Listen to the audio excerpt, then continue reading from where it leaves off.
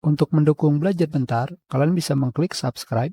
Halo, selamat datang di Belajar Bentar. Sekarang kita akan belajar mengenai shading. Di manakah letak shading?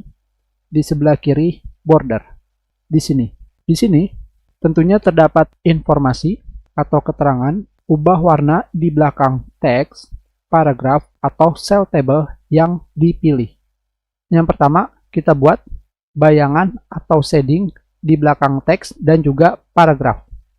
Seperti ketika kita membuat border atau batas, ketika kalian tidak memilih teks seperti ini, jadi kursor kalian bisa di mana saja, dan kalian pilih shading, warna apapun itu, maka warna shading atau bayangan akan berefek atau diberikan kepada paragraf.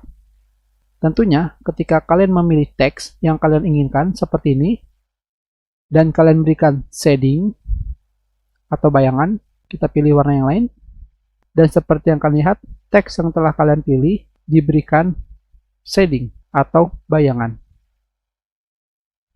Tentunya jika kalian ingin menghapus shadingnya, kalian bisa memilih tanpa warna.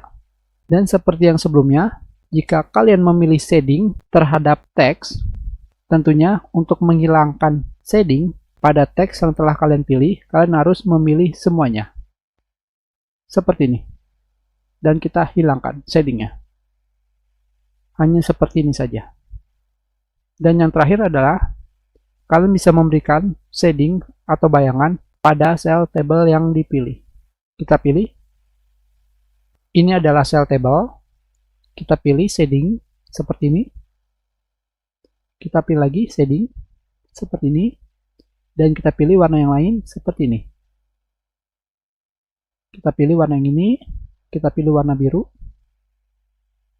Seperti ini.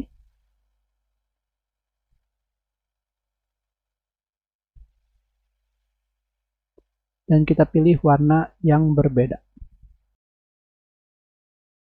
Hanya seperti ini saja. Tentunya untuk pilihan warna sama, yaitu warna tema, warna standar, dan warna lainnya. Dari standar sampai custom. Kita sudahi pelajaran kita. Terima kasih.